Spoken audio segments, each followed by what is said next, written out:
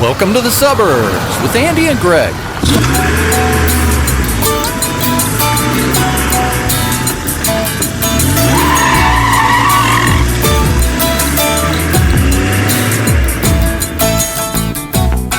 So a couple of episodes ago, we kind of skirted on the issue that my dad was from Acorn, Kentucky. My grandmother had this huge garden.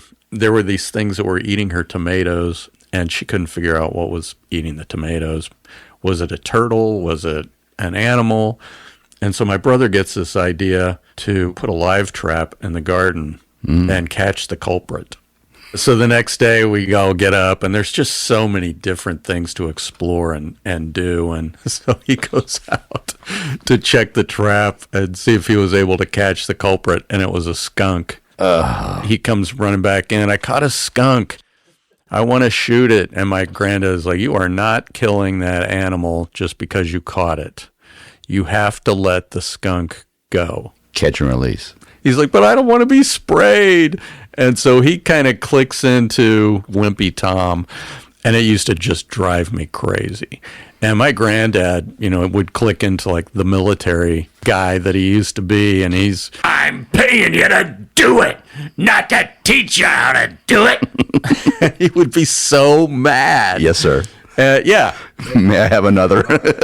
I'm 13. I'm tarring your roof, and I've never done that before. I don't think you want leaks, so how do you want... Do it, or you're not getting paid. I'm like, okay. He was that way with Tom, with the skunk. I know that we've got a picture. I need to find the picture and put it on our website. And he is wearing swimming goggles. Big pinchers.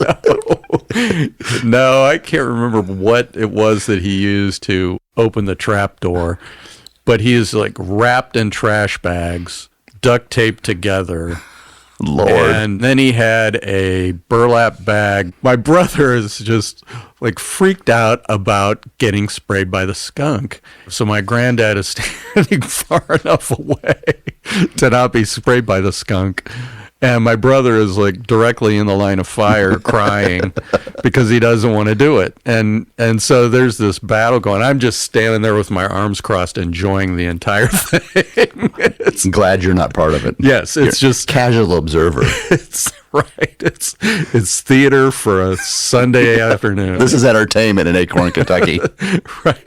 The more my granddad yells at him, the more he cries, and the skunk is just still sitting there gearing up. For the big spray. Gearing up for the big spray, yes.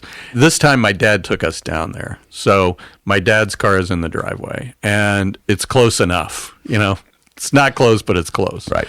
And so he's finally, I want to just shoot you doing it. And finally, he knows that he's going to have to be the guy that takes it out of the trap, and is so emotional about it. Isn't paying attention to what he's doing, and totally gets hosed by the skunk. I mean, just like sprayed down, as full sprayed on as you could be. And the plastic trash bags did not help. No, there's nothing stopping that. The swimming goggles did not do anything. It's more of a visual. It was like a kid who wanted to be a superhero for Halloween, but he didn't put the cape on. He wrapped himself in trash bags instead. So I don't know what that would have been. I don't know. Maybe Captain Garbage Bag, the Trash Crusader. And my grandmother canned everything. So she had all of these jars of tomatoes, and they initially were bathing him out in the yard because he smelled too bad to even bring him into the house to do phase 2 or 3. So they were giving him a bath, and it was so concentrated and so bad that my dad's car smelled like skunk. Like you couldn't, and it was sealed, but inside the car. Not really. No, not enough. It permeates everything. It does, and it permeated him, let me tell you. Every pore of his body was smelling like skunk. And my grandmother just was like, she's so nurturing that They had one of those big metal wash tubs. Sure, I can visualize that. Tommy, get in the tub. That's right. And how old is he at this time? Oh, gosh, he was in elementary school. Oh, so he's little. Easier to wash than a teenager. Yeah. PTSD. Oh, my gosh. He had it, I'm sure. And it was just gleeful to watch that whole thing happen. He's going down. My grandmother was raised by a sharecropper. They had 16 brothers and sisters. 15. She was the 16th. And they all slept in the same bedroom. And so she knew how nature could provide. She had chickens, and she named them. And so Homer and Whitey were the roosters.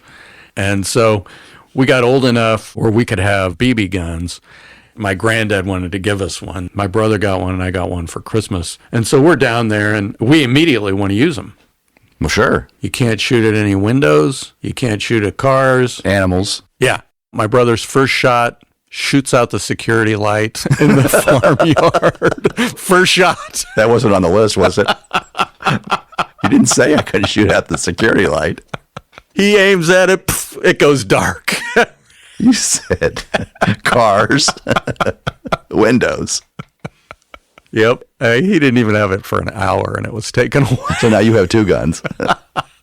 Look at these. I got two guns. We would use it and go to the chicken yard to go look for eggs, and you're like, cover me. I'm going in. I'm going in. Cover me. Lay down some ground fire. You can't shoot my chickens with the BB guns. Like, okay. They would attack her, too. Oh, really? Yeah. It didn't matter They who were it was. indiscriminate. Feed me, don't feed me, I'm still attacking you. And Carly ended up wanting chickens. So they lived in Broad Ripple, and Keely wanted them. And I'm like, I am not. I know what that'll end up being. Greg takes Greg's care of your chickens. chickens. Yeah. Let's go to the last page of this book. Chapter 9, Greg's Chickens. Greg is a farmer. Oh, okay. How about, wouldn't a goat be? No, it would not. Wouldn't you like to take care of a goat eventually?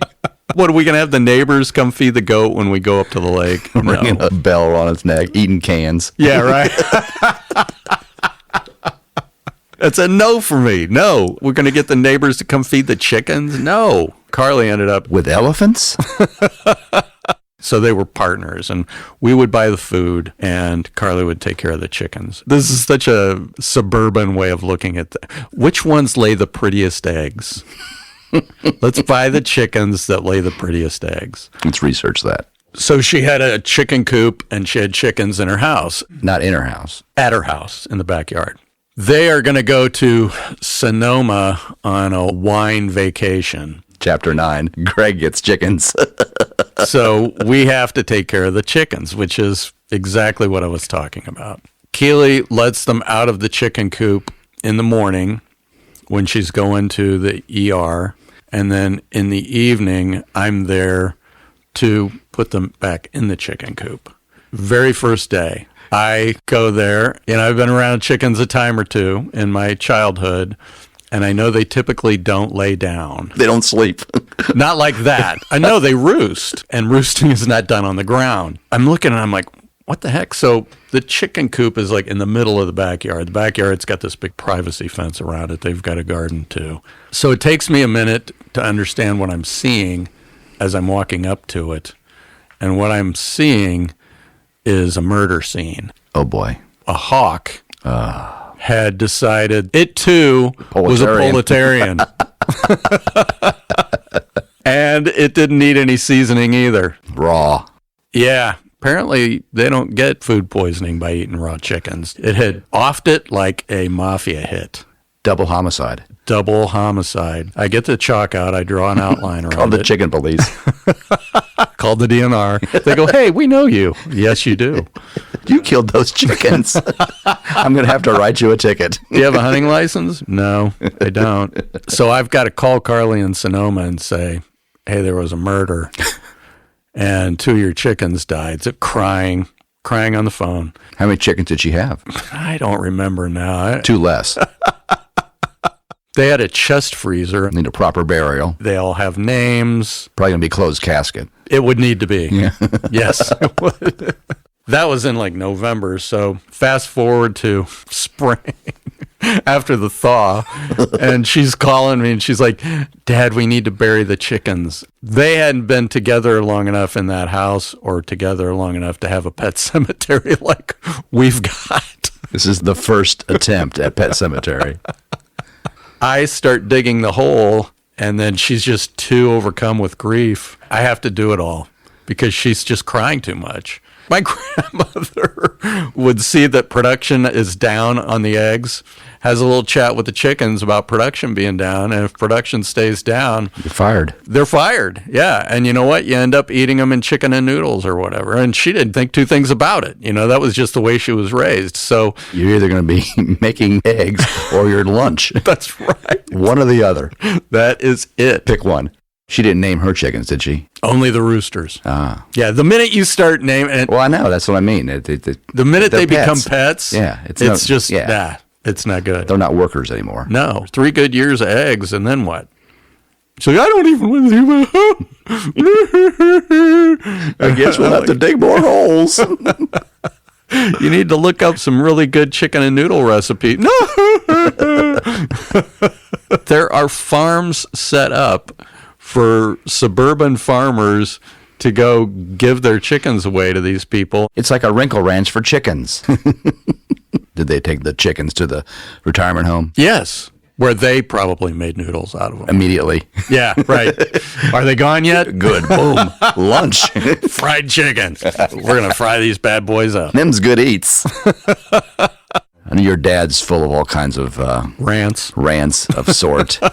You were mentioning one recently of involving the band Kiss. Yes. Which makes me think, gosh, your dad's, I guess, hip enough to know of Kiss. Only because of a minister. My dad, when he moved from Acorn, Kentucky up to Indy, he was 2. The urban legend is that a bunch of people from Kentucky came north for automotive jobs. That makes sense. Yeah, to work in the factories. Sure. So they settled in this part of town called Hawville, which is rough. It's still not palatial.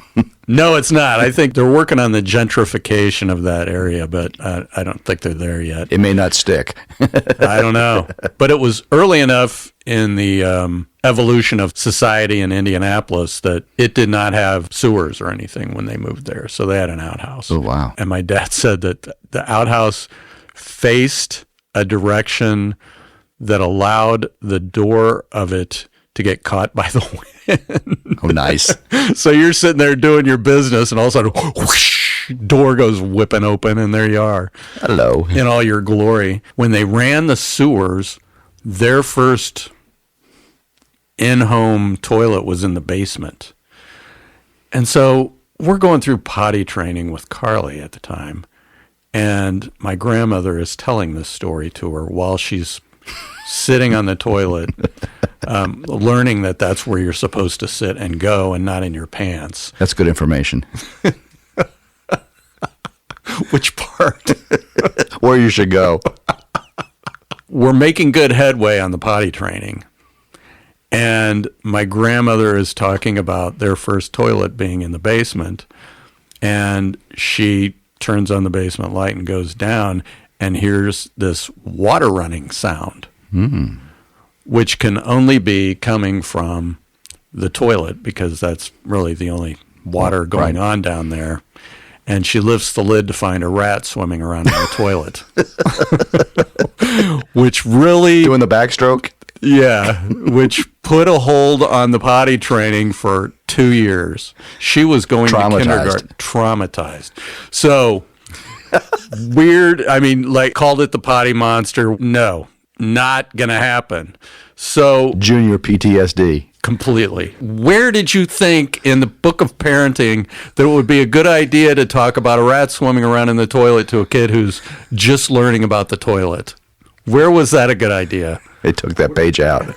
Yeah, right. Well, we didn't have papers to roll cigarettes back then, so I tore that page out and rolled a smoke. This is going down the rabbit hole of weird Acorn, Kentucky stories, but I had a great aunt that chewed tobacco, and when she was done chewing it, she put that wad on the kitchen windowsill to dry and then smoked it in a pipe. It's using your resources is what that's called. Recycling. Yeah. Now I forget where I was headed with that story. The toilet monster. Yeah, the toilet monster story. Indoor plumbing. Outhouse. Hawville. My dad. We're going to talk about Kiss. We're talking about the toilet. That was a great story. Right. And what was the relationship with Kiss in this story? None. No relationship at all. You know, he's an artist. He likes art in all forms for the most part, and music is one of those. So that was the era where Indiana Avenue was a jazz scene. Major jazz scene in the United States. And so Wes Montgomery was from Indiana. Mm-hmm. Major influence in the jazz community. Madam Walker Theater, all the greats performed there back in the day. And so he would go to clubs and see all these famous influencers of jazz and rock back in the early days, and loved it. He does have an appreciation for music as an art form. He doesn't see Kiss as music or an art form. Neither. Push them aside on another shelf. And he knows enough about technology that he decided at some point that he needed to be on Facebook. The Facebook. Yeah, the book face. Yeah. And so he and I were talking last week. He said, yeah, I saw on Facebook that your sister's at a Kiss concert. I don't know what kind of, what would drive a person to even drive to go see that? I don't consider that music. I don't understand what they're doing, the whole makeup and everything. I was talking to a minister who happened to bring up Kiss in our conversation. How does that happen? You mean he wanted to kiss you? You're just, talking about life, and all of a sudden, and Kiss. Where does that come in? Love those guys. Right. Hey, speaking of Jesus and love, have you ever seen Kiss? Quite nice fellas. Yeah, right. Nice segue. I don't know how you get into that. He told me that KISS stands for Kids in Satan's Service. I go, what? According to him, maybe. Unlikely. You actually think that's a thing? Like, really, they're not coming to play music at an arena filled with people that are there to hear them play. They're subliminally getting you to dig Satan. Well, of course they are. Are they? No. In his mind, I'm going to become a Satanist. And go get me a beer. These guys play lovely music. Right. I think I'm growing a tail. She saw a KISS tribute band. It wasn't really KISS. Rather than totally focused on the ridiculousness of the Kids in Satan's Service, I knew that they were on another farewell tour. The same one. Is it? Yeah. It's just like decades long. So Gene Simmons is still in it. And Paul Stanley, two original members. Okay. They were touring through Indy at some point, I thought in the fall. I wasn't sure. Thanksgiving. Oh, wow. Okay. Yeah. So why would they be in Ohio now and Indy in the fall? That routing didn't make sense. Unlikely. No. So it turns out it was a tribute band. I happened to actually hand the baton off to my sister on Tuesday night. I saw her as I was shutting the truck door to make that drive to Indy to call my dad and listen to rants because, I could listen to music, but more entertaining. I could listen to a podcast, right. Or I could listen to my dad rant about built-in obsolescence and Kiss. Satanic rock music. And my sister pulled in at the same time. So I went over and said, you went to a KISS concert. How do you know that? The Facebook. The book face told me. So that's when she said it was a tribute band. And she said they played mostly music I didn't even know. That's a poor tribute. Not a well-performed tribute if you play songs that they don't know. Yeah, I guess. I mean, I don't know how much radio play they even got after the, Destroyer and the first couple of albums. And it's such a huge fan base. They just focus on the hits of their heyday. I mean, they probably have 20 albums that they've made, and their peak was the 70s. Mm-hmm. And so they just focus on what we grew up with. It's an easy cash grab for them. Play what their fan base that's now our age grew up listening to. Right. Piece of cake. Yes. I mean, they might touch on a track from a few of the albums down the way. Just so people can go to the bathroom. Well, that's exactly right. I always look at Setlist FM before I go to a concert, which lists the tour that I'm seeing. And I always identify the acoustic set as my time to run to the restroom. Even for Genesis, acoustic set, bathroom. Yeah. Kansas, acoustic set, excuse me, I'm going to the bathroom. Yeah. Because Dust in the Wind is coming, and I don't need to hear that again. Or Follow You, Follow Me. Don't need to hear that again. Setlist FM. Yeah. It's a huge database of every band, every concert, every venue. It's cross-pollinated by city, tour. So you just go to the website, punch in the search engine, either the band, the city, the venue, the year. I'll have to let Carly know. Unbelievable. She gets it off Twitter. The Twitter? I always cheat, see what they're going to play. I mean, don't they switch it up? Dave does. Some do. Yeah. Many don't. Okay. Because of the technology, Okay. the lights, all the production. You just can't just call an audible in the middle of a show when everything is, the lighting, all the cues are all driven by the one master clock. Dead and Company fans are just hating you right now. There are bands that have the ability to call audibles. I was blessed years ago to sit with a friend of mine who mixes front of house for Bruce Springsteen. Okay. So for me, I was in the mothership, standing at the front of house console during a Bruce Springsteen concert. And my friend who mixed sound also drove the teleprompter, because his console was tied to a master clock that would bring up the cues for the songs. Based on the set list, everything was all in order. So it's not sketched out on a notebook? It's a teleprompter? His lyrics, his confidence monitor. Oh, I didn't know that. Wow. Okay, Most bands have a teleprompter for the lyrics. Really? Mm-hmm. I had no idea. Are you going to tell me that there's no Santa? We'll save that for another episode. Okay. We already talked about the Tooth Fairy. We did talk about We know that's real. My friend John has the set list. He's able to push a button on his console to bring up all the cues for that next song on the console, automated console, and then he reaches over and touches the teleprompter, just advances the teleprompter. He can hear Springsteen's pre-song banter, knowing that he's doing an audible. So he's got to change his console, he's got to reach up, and he's got to change the teleprompter based on hearing what Springsteen's saying, knowing he's setting up an audible. Wow. Okay. And he's just got a database of... Yeah, he's got all the songs. I'm not sure how often he changes it up, but for the most part, the set lists are pretty locked down. So is that when they talk to the crowd a little bit more to give him time to Not necessarily. scan? It just, you tour for your entire life and you work with an artist your entire life. You just know what he's saying. I know, but you got to look it up is my whole point. But he knows he's saying XYZ, and when he hears XYZ, he knows that that's a different song than what's coming up next. Uh-huh. So Springsteen's banter is probably scripted, setting up the song. Mm-hmm. So you just know what's coming. You asked about Setlist FM. Do they change it up?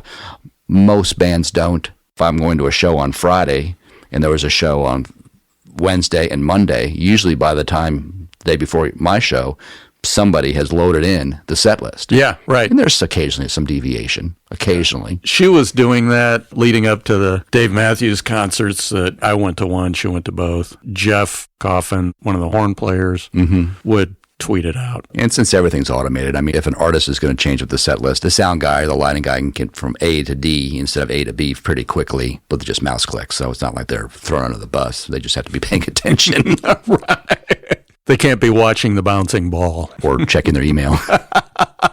Tweeting out the set list. Yeah. Hi, this is Andy. If you enjoyed listening to our podcast, please be sure to subscribe and share. Remember, laughter is contagious. Help us spread it by telling a friend.